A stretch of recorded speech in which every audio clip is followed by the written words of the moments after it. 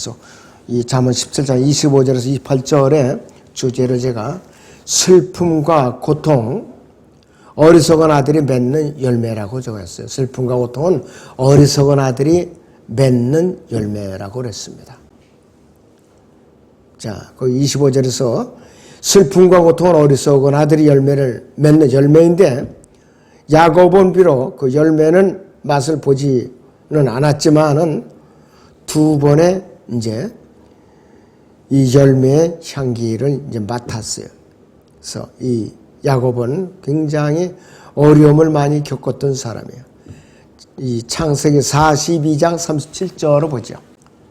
르벤이 그의 아비에게 고하여 말하기를 만일 내가 그를 아버지께로 데리고 오지 않거든 나의 두 아들을 죽이소서 그를 내 손에 맡기소서 그리하면 내가 그를 다시 아버지께로 데리고 오리이다 그랬습니다.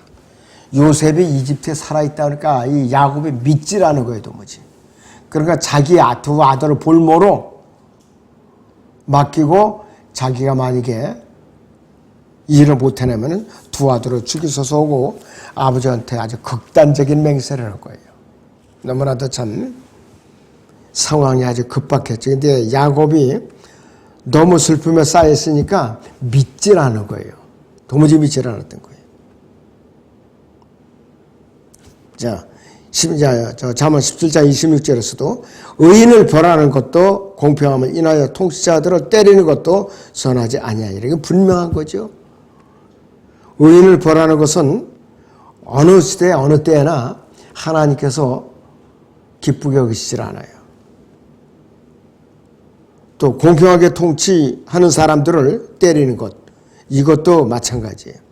그런데 아메리칸 스탠다드 버전 1901년에 나왔고 그 다음에 영어 계획서 RV가 1884년에 나왔는데 이것을 어떻게 해서든지 단어를 바꾸려고 애를 쓴 사람들이에요.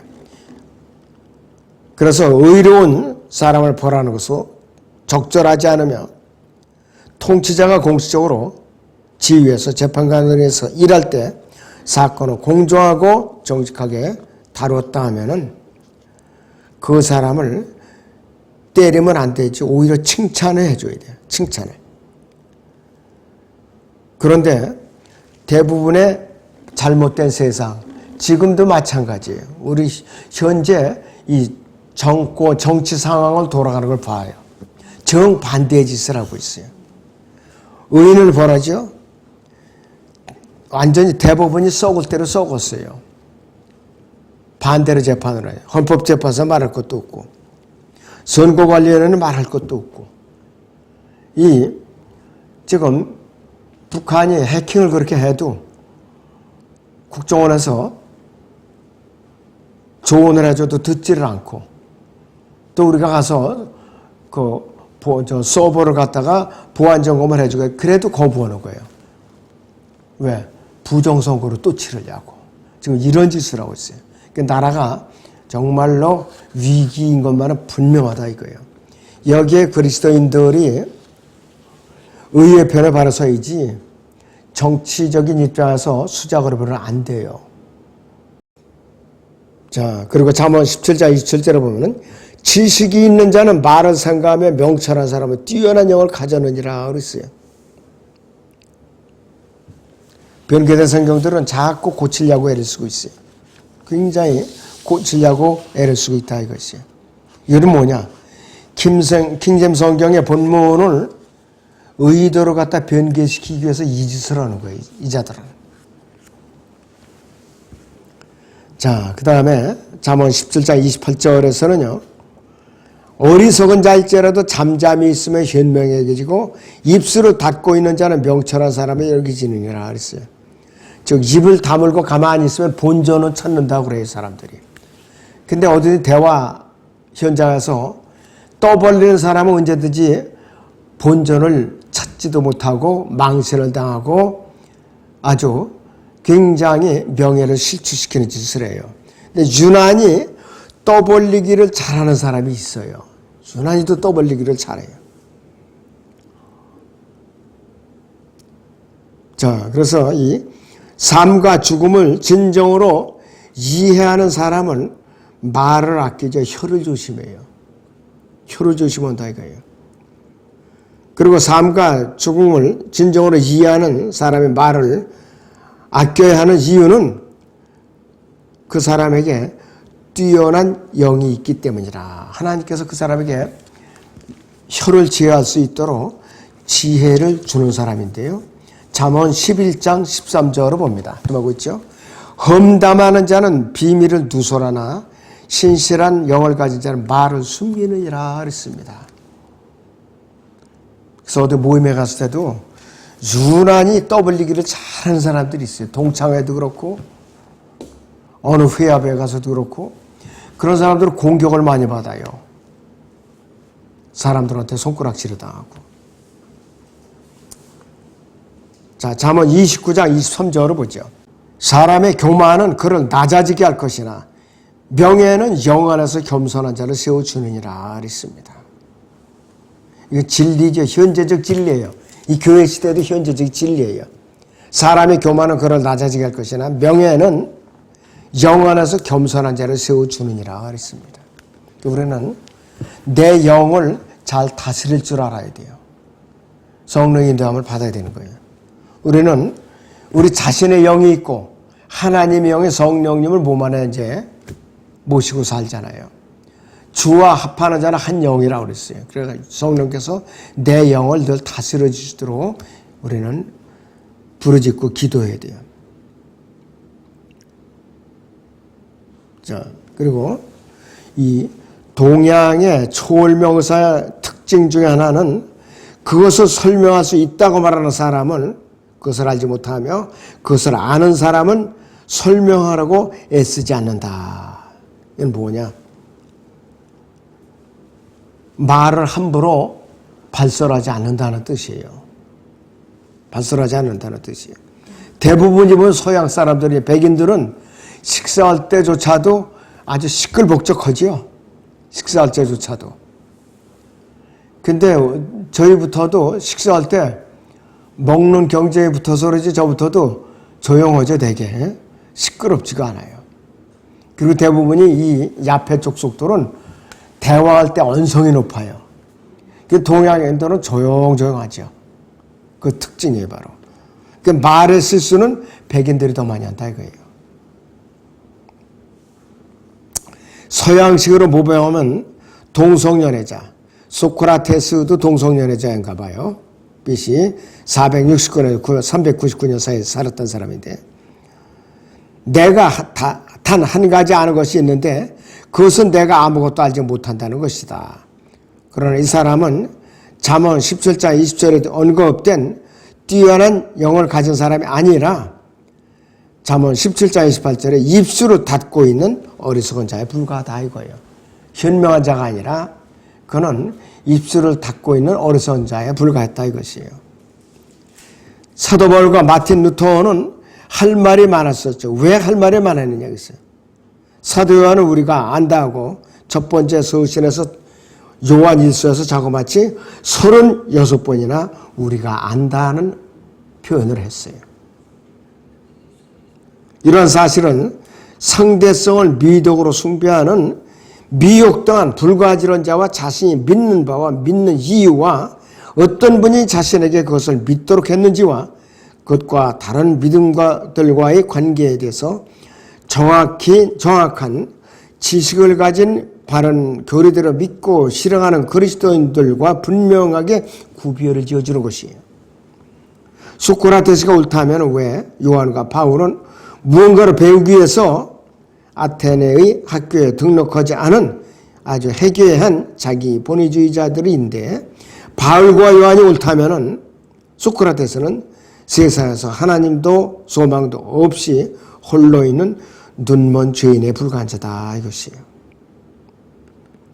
요즘 표준성경 번역했다는 깜짝대는 사람이 바이블 빌리버스라고 그랬더라고요. 이게 또 미혹하는 거예요. 이 펜사콜라 성경 침례가 바이블 빌리버라고 그랬거든요. 그걸 또 그대로 흉내내는 거예요. 여기서는 이미 벌써 거의 한 30년 전에 쓰고 있었잖아요. 저기서 성경대로 믿는 사람들이라고. 그러면 그 표현을 흉내내면 안 되는 거예요. 저는 그 표현을 일찌감치 내려놨어요. 바른 교리들을 믿고 이제 실행하는 사람들은 좀 길긴 하지만 그걸 그대로 흉내내면 그것도 무방자예요. 근데 이 친구는 아주 영어 발음 그대로 바이블 빌리버스 이렇게 하고 써요. 참 아주 위험해요, 그게. 그걸 헐뜯고. 그거는 주님께 맡겨야 되는 거. 헐뜯는 거는 내가 하면 안 되는 거예요. 주님께서 하실 일이지. 자, 그 다음 페이지 보시면 지혜를 나는 것은 그 다음 단락에 여전히 지혜를 나는 것은 경건의 시간이고 종종 진리를 말해주는 것은 작고 미세한 음성인데 사울은 진리를 얻기 되기 전에 조용히 서 있으라는 명령을 받았고 다윗은 말씀을 읽고 기도한 후에 말씀을 배울 수 있는 유일한 방법은 조용히 듣고 조용히 하고 듣는 것이라고 말을 했어요. 히스기야는 열왕기하 18장 36절에서 예루살렘을 지키는 자들에게 이렇게 충고를 하고 있어요. 자, 열왕기하 18장 36절을 보죠. 그러나 백성이 잠잠하고 한마디도 그에게 대답하지 아니하였으니 이는 왕이 명령하여 말하기를 그에게 대답하지 말라 하였음이더라 그랬습니다. 맞장구를 치지 않고 조용히 듣기만 하고 입을 다물고 있었다 이것이에요. 거기서 이 대적자들에게 말대꾸를 하면은 분란이 또 일어나는 거예요. 허점이 보이는 것이고. 예수 그리스도 자신은 헤롯 앞에서 섰을 때에 가장 위대한 본원을 보이셨어요. 헤롯이 이것저것 다 질문해도 예수님께서 일체 대답을 안 하셨는데요.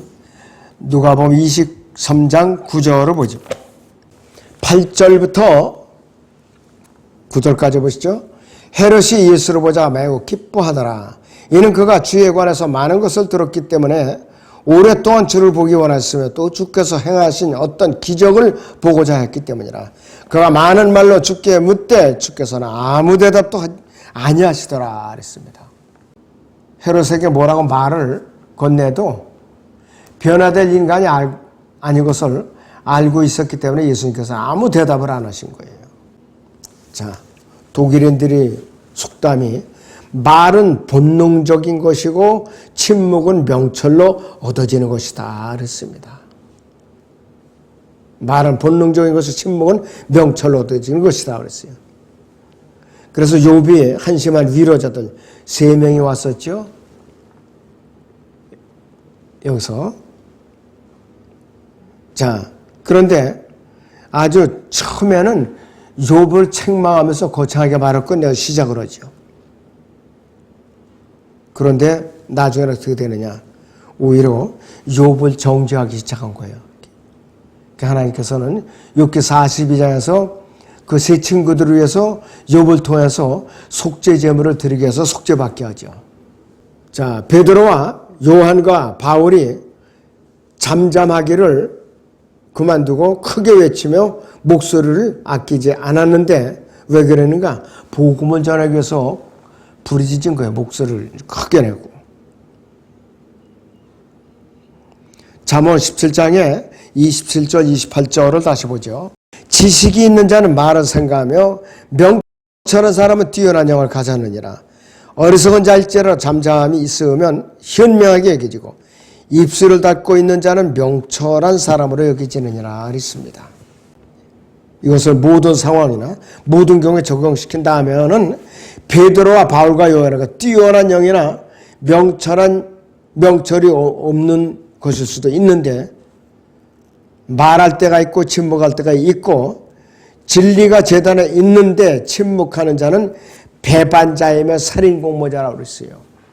진리를 외치지 않는 자들.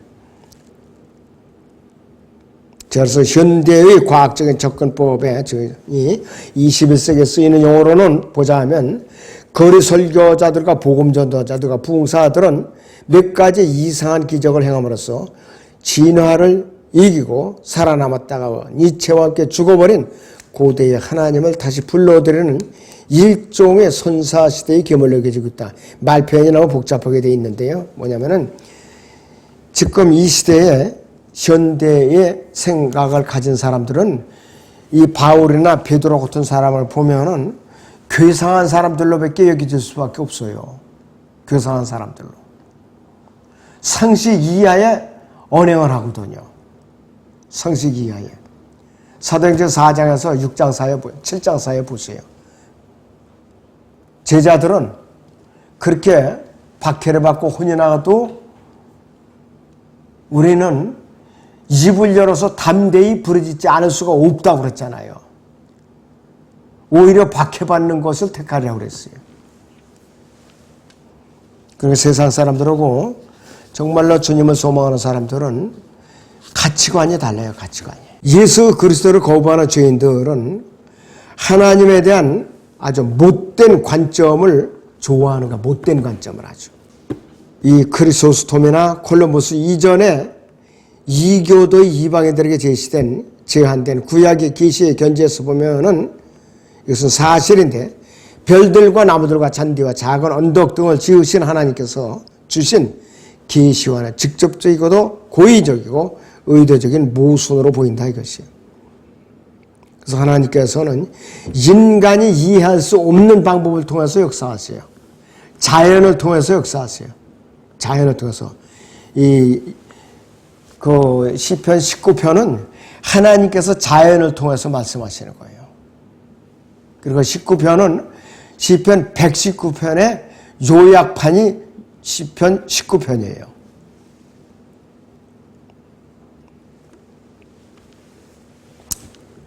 자, 맨 마지막 단락쯤에 소크라테스가 네 자신을 알라고 말한 것은 자기 자신을 연구하고 자신에게 생각해보고 자신을 분석해보고 자신을 개발하라는 의미였다. 오로지 자기예요. 하나님이라는 건 한마디도 들어가 있지 않아요. 자신을 아는 사람은 즉각 자신을 버리고 자연과는 다른 하나님의 직접적인 계시로 피하기 때문이다. 이런 사람이 현명한 사람이에요. 욥기 42장 6절을 보죠.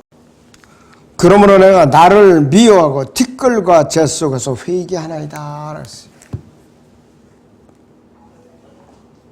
욥은 심지어는 고난을 받을 때 자기가 태어난 나를 저주했던 사람이에요. 고난을 겪을 때 너무 고통스러우니까. 그 나중에 와서 욥기 38장에서 하나님께서 이제 모습을 드러내서 그 대화를 시작하셔요. 이제. 그러고 나서는 자기가 큰 죄를 졌구나. 그러면서 이 욥기 42장의 6절에 간증이 나온 거예요.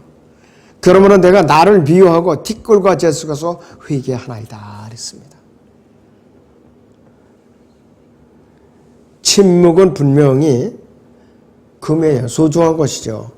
그러나 계시가 훨씬 더 낫죠. 하나님의 계시가.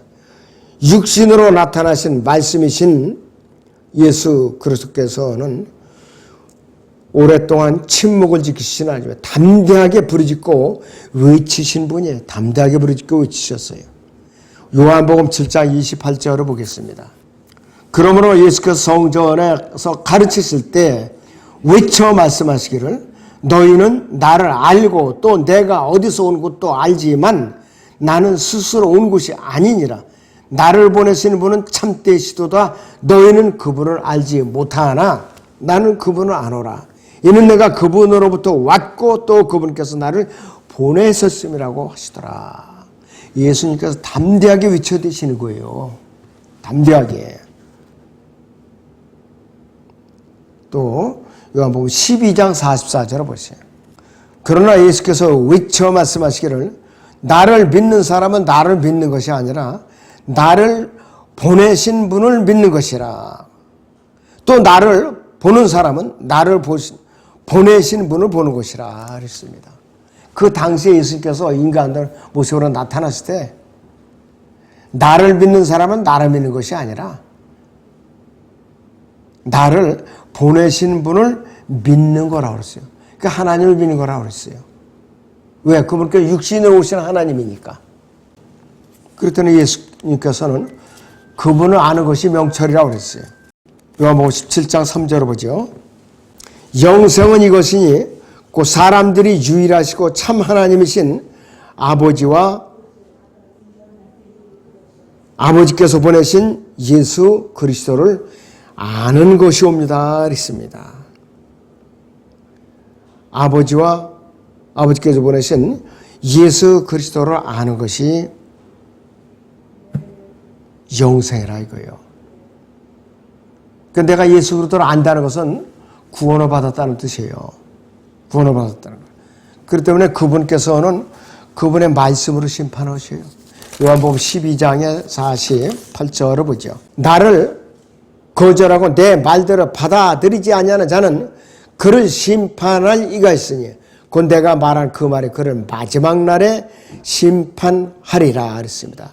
50절을 보시면은 나는 그분의 계명이 영생임을 아노라. 그러므로 내가 말하는 것은 무엇이나 아버지께서 나에게 말씀하신 것을 그대로 이루는 것이라고 하시더라 그랬습니다. 그러나 기록된 말씀이 너무나도 중요하다는 뜻이에요. 성경을 덮어두고 있는 것은 옳지 못해요. 그래서 현명한 사람이 그의 입을 열어서 잠잠하기를 그만둘 때, 좀 부러지질 때, 자, 그는 어리석은 자로 간주되는 것이.